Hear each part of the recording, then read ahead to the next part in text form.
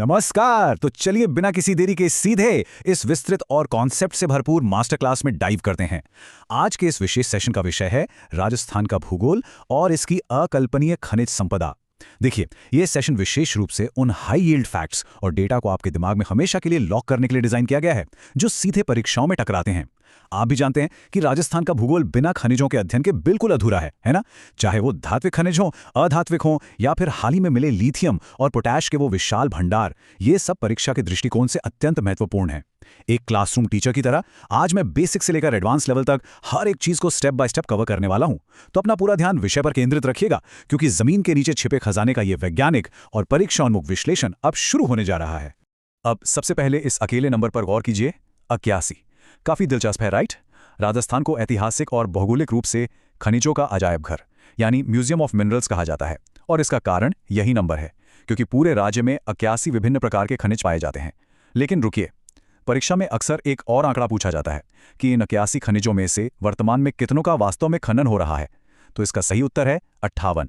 जी हाँ, 81 में से 58 खनिजों का व्यावसायिक स्तर पर खनन किया जा रहा है, जिसमें 22 मुख्य और 36 लघु खनिज शामिल हैं। अगर हम पूरे देश के कुल खनिज उत्पादन मूल्य की बात करें तो उसमें राजस्थान का योगदान लगभग 12% है। खनिज भंडारण के मामले में पूरे देश में इसका दूसरा स्थान है और उत्पादन के मामले में तीसरा। जरा सोचिए, ये आंकड़ा राज्य की अर्थव्यवस्था और राष्ट्रीय स्तर पर इसके रणनीतिक महत्व को कितनी स्पष्टता से स्थापित करता है। फटाफट देख लेते हैं कि आज के इस विश्लेषण की हमारी रूपरेखा क्या रहने वाली है। हम शुरुआत करेंगे राजस्थान के खनिजों के अवलोकन से, फिर धात्विक और अधात्विक खनिज देखेंगे, उसके बाद ऊर्जा और हाइड्रोकार्बन बेसिन, फिर नवीनतम खोजें, खनिज नीति 2024 के लक्ष्य, और अंत में एक क्विक रिवीजन और कुछ एमसीक्यूज के साथ अपनी नॉलेज टेस्ट करेंगे। तो आइए खंड 1 से अपनी चर्चा की शुरुआत करते हैं, राजस्थान के खनिजों का एक विस्तृत अवलोकन। यहां ध्यान देने वाली सबसे महत्वपूर्ण बात यह है कि आपको इन एकाधिकार वाले खनिजों यानी मोनोपॉली मिनरल्स को बिल्कुल कंठस्थ कर लेना है। एकमात्र उत्पादक होने का सीधा सा मतलब है कि पूरे भारत में इन खनिजों का 100% उत्पादन केवल और केवल राजस्थान में होता है। इनमें शामिल हैं लीड यानी सीसा, जिंक यानी जस्ता, सेलेनाइट और वोलेस्टोनाइट। ऐतिहासिक संदर्भ में आपको ये भी याद रखना चाहिए कि वर्ष 2004-5 तक राजस्थान गार्नेट यानी तांबड़ा का भी एकमात्र उत्पादक था। इसके अलावा कैल्साइट, जिप्सम और चांदी के मामले में भी राज्य का लगभग पूर्ण एकाधिकार है। देखिए, परीक्षा में सीधा सवाल आता है कि इनमें से किस खनिज में राजस्थान का एकाधिकार है, इसलिए मेरी सलाह है कि इन 4 नामों को अपने दिमाग में अच्छी तरह से प्रिंट कर लीजिए। चलिए अब आते हैं खंड 2 पर।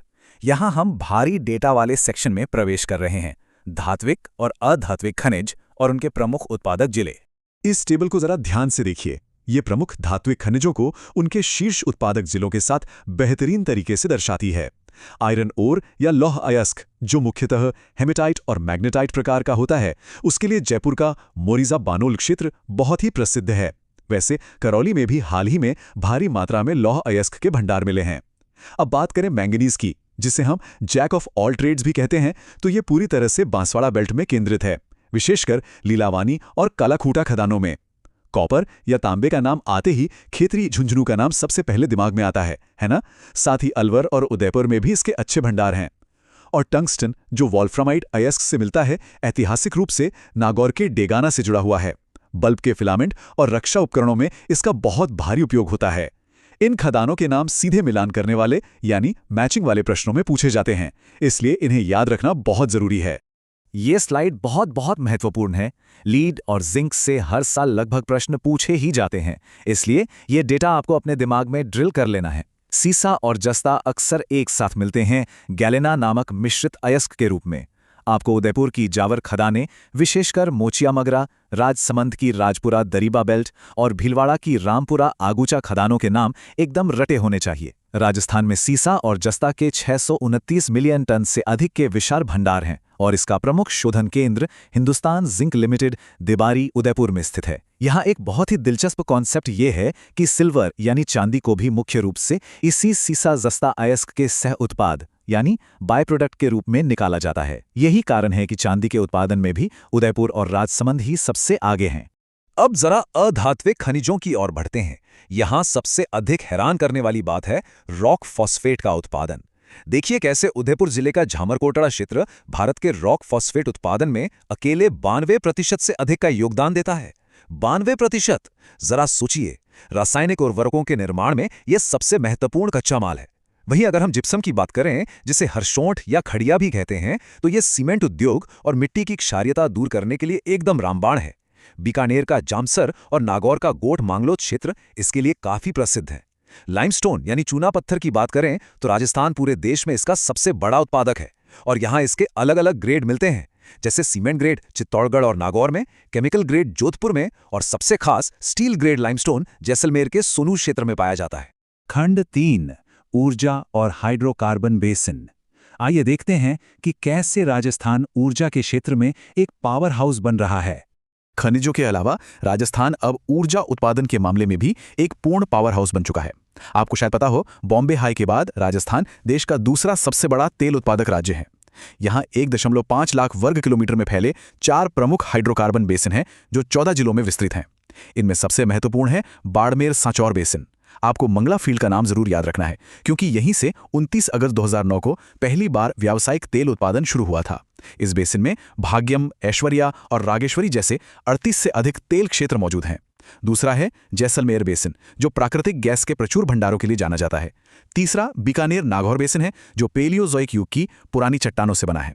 और चौथा है विंध्यन बेसिन, जो मुख्य रूप से हाड़ौती क्षेत्र यानी कोटा, बूंदी, बारां और झालावाड़ में फैला है। इसी अपार तेल संपदा को देखते हुए ही बाड़मेर के पचपदरा में एक विशाल रिफाइनरी का निर्माण किया जा रहा है।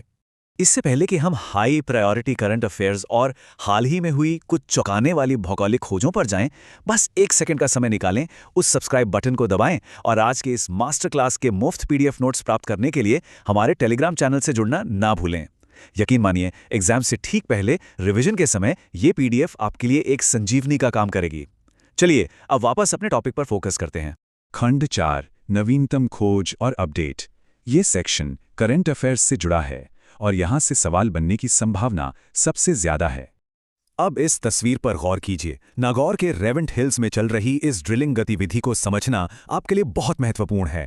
ऐतिहासिक रूप से ये क्षेत्र टंगस्टन के लिए जाना जाता था, है ना? लेकिन हाल ही में भारतीय भूवैज्ञानिक सर्वेक्षण यानी जीएसआई ने यहाँ लिथियम के विशाल भंडार की पुष्टि की है। और ये कोई छोटा मोटा भंडार नहीं है, ये अनुमानित भंडार लगभग 14 मिलियन टन का है। ये खोज भारत के इलेक्ट्रिक व्हीकल सेक्टर और बैटरी निर्माण उद्योग के लिए एक सच्चा गेम चेंजर साबित होने वाली है। अभी स्थिति ये है कि भारत अपनी लिथियम आवश्यकताओं का लगभग 80% चीन और अन्य देशों से आयात करता है, लेकिन डेगाना में हुई ये शानदार खोज हमारी इस आयात निर्भरता को भारी मात्रा में कम कर देगी।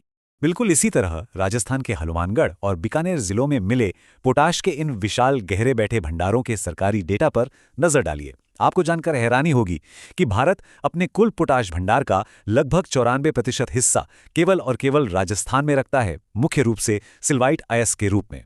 पोटाश हमारी कृषि और उर्वरकों के लिए एक अत्यंत आवश्यक तत्व है और विडंबना देखिए कि वर्तमान में भारत इसके लिए पूरी तरह से बाहरी देशों से आयात पर निर्भर है।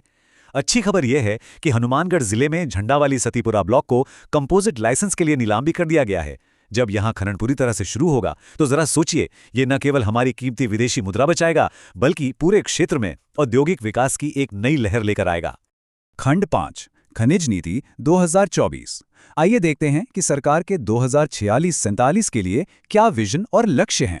अगर हम वर्तमान स्थिति और वर्ष 2047 के विकसित भारत के विजन की तुलना करें तो आप देखेंगे कि नई खनिज नीति के लक्ष्य बहुत बड़े और महत्वाकांक्षी हैं।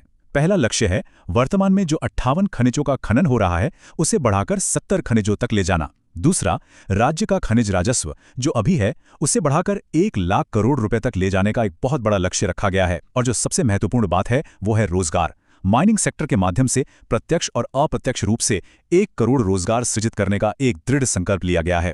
इसके अलावा एक और मॉडर्न अप्रोच ये है कि माइनिंग डंप और टेलिंग से कीमती धातुएं निकालने के लिए अब आर्टिफिशियल इंटेलिजेंस और मशीन लर्निंग जैसी आधुनिक तकनीकों का भी उपयोग किया जाएगा। खंड 6 रिवीजन और एमसीक्यूज। चलिए अब आपका एक छोटा सा टेस्ट लेते हैं और देखते हैं कि आपने इस सेशन से कितना कुछ याद रखा है। इस सवाल को बहुत ध्यान से पढ़िए। याद है, शुरुआत में ही हमने मोनोपोली मिनरल्स यानी एकाधिकार वाली श्रेणी को कवर किया था।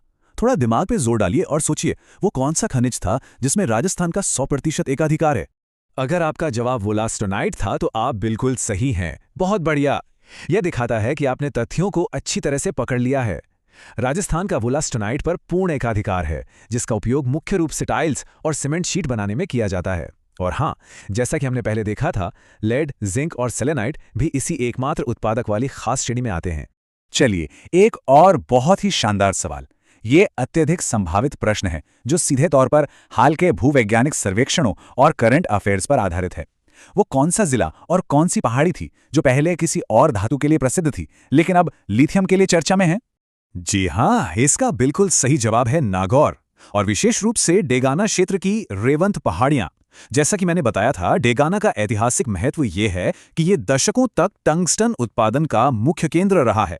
लेकिन अब यही क्षेत्र लिथियम की इतनी विशाल खोज के कारण राष्ट्रीय और अंतर्राष्ट्रीय सुर्खियों में आ गया है। इस तथ्य को अच्छे से याद रखिएगा, ये परीक्षा हॉल में आपके बहुत काम आने वाला है। चलिए, इस सेशन का समापन हम एक क्विक रिवीजन समरी के साथ करते हैं, जो आज के 4 सबसे बड़े टेकअवेज को संक्षेप में आपके सामने रखता है। पहला पॉइंट, राजस्थान में 61 प्रकार के खनिज मौजूद हैं, जिनमें से 58 की माइनिंग होती है। दूसरा पॉइंट, मोनोपोली वाले खनिज कौन से हैं? लेड, जिंक, सेलेनाइट और वोलास्टोनाइट। तीसरा पॉइंट, पेट्रोलियम क्षेत्र, यहाँ 4 बेसिन हैं और सबसे महत्वपूर्ण है बाड़मेर का मंगला फील्ड।